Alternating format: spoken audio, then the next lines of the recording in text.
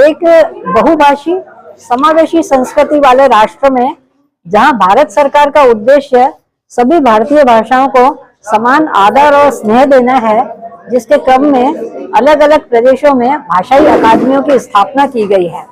उत्तर प्रदेश में, जो कि भारत का सबसे बड़ा और प्रतिष्ठित सूबा है, सबसे ज्यादा प्रधानमंत्री इसी प्रदेश से आए हैं। वहां उत्तर प्रदेश की सिंधी अकादमी ने ये जो कार्यक्रम फिरोजाबाद जैसे शहर में किया है, वो इसलिए महत्वपूर्ण हो जाता है। मैं इसके महत्व पर आ रही हूँ। ये जो कार्यक्रम हुआ है, ये इसलिए महत्वपूर्ण है कि ये एक ऐसी भाषा, एक ऐसी जाति जो 1947 में अपनी जड़ों से उखड़ गई, मातृभाषा से बिछड़ गई, और इसकी जो भाषा है पर्याप्त अनुवाद न होने के कारण और कुछ राज्य की भी उदासीनता के कारण पिछड़ती चली गई। वहां इस तरह का जो आयोजन है वो छोटा होने पर भी इसलिए महत्वपूर्ण हो जाता है क्योंकि ये कहीं न कहीं सिंधियों के लिए तो सम्मानजनक है भी, सरकार के लिए भी महत्वपूर्ण हो जाता है कि उसकी जो नीति है, अभी नई शिक्षा नीति के बारे में हम लोग बात कर रहे हैं, उसमें भारतीय भाषाओं के संदर्भ में सिंधी को भी जिस तरीके से भारत सरकार ने उत्तर प्रदेश अकादमी की तरफ से सम्मान दिया है, सहयोग दिया है, उसके लिए मैं तमाम साहित्यकारों की ओर से, मैं स्वयं साहित्य अकादमी के बोर्ड की मेंबर हूं, मैं आप सभी का बहुत बहुत आभार मानती हूं, अखिल जी का भी, क्योंकि वो इस अकादमी के प्रभारी निदेशक हैं। और हम लोग आशा करते हैं, मैं सिंधी समाज की ओर से ये निवेदन कर रही हूँ कि आगे भी हमें इस तरह का सहयोग मिलता रहेगा। बहुत बहुत उत्तर प्रदेश सिंधी अकादमी लखनऊ के सौजन्य से फिरोजाबाद में पहली बार सिंधी राष्ट्रीय संगोष्ठी का आयोजन किया गया। यह संगोष्ठी हाइब्रिड मोड पर थी, ऑनलाइन भी इसके सेशन चल रहे हैं। एक सेशन कल चला था, एक आज रात को 7 से 8:30 बजे तक चलेगा। और इस संगोष्ठी का उद्देश्य था कि समाज को सिंधी भाषा से जोड़ा जाए, जिससे सिंधी भाषा का अधिक से अधिक प्रचार प्रसार हो और भारतीय संस्कृति जो सिंधी साहित्य में समाहित है उसको हम जान सकें, भारत के इतिहास को इस प्राचीन भाषा में जान सकें और पूरा भारत सिंधी साहित्य, सिंधी संस्कृति और सिंधी कलाओं के बारे में जान सके।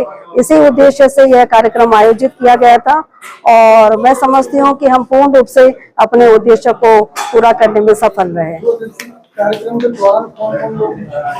इन 2 दिवसीय कार्यक्रमों में अब अपने 5 प्रदेशों से यहाँ विद्वान हमारे यहाँ आमंत्रित थे, जिनमें से आदरणीय डॉक्टर जेठू लालवानी जी अहमदाबाद से हैं, जो प्रतिष्ठित साहित्यकार हैं। और मैं अपनी बाकी साथियों को बताऊं कि वो रंगकर्मी हैं, नाट्यकर्मी हैं, उन्होंने नाटक लिखे भी हैं और नाटक किए भी हैं। और हमारी बहन रश्मि रामाणी जी, जो वरिष्ठ साहित्यकार हैं हिंदी और सिंधी की, और आप साहित्य अकादमी की भी सदस्य हैं, केंद्रीय साहित्य अकादमी की। बहुत बड़ी महिमा है आप सभी विद्वानों की।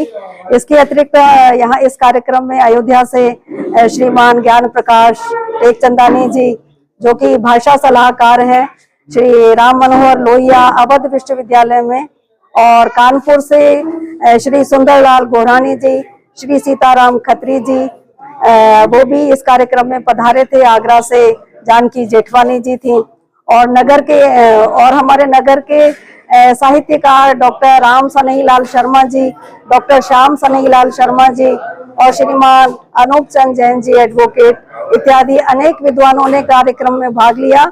आगरा से यूट्यूबर कृतिका चावलानी और उनके पति सुशील चावलानी भी यहाँ उपस्थित थे, और आगरा से एक डॉक्टर योगाचार्य थे मेठानी जी, उन्होंने भी इस कार्यक्रम में सहभाग किया।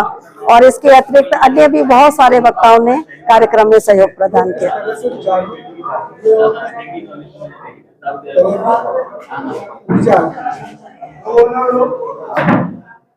हाँ, मैं बहुत अच्छा लगा है। ये तो हमारे सभी वक्ता बता रहे हैं, जो श्रोता थे, ऑडियंस थे, वो सभी आनंदित हैं, गर्व अनुभव कर रहे हैं कि फिरोजाबाद शहर में यहाँ पर पहली बार इतना बढ़िया कार्यक्रम हुआ है।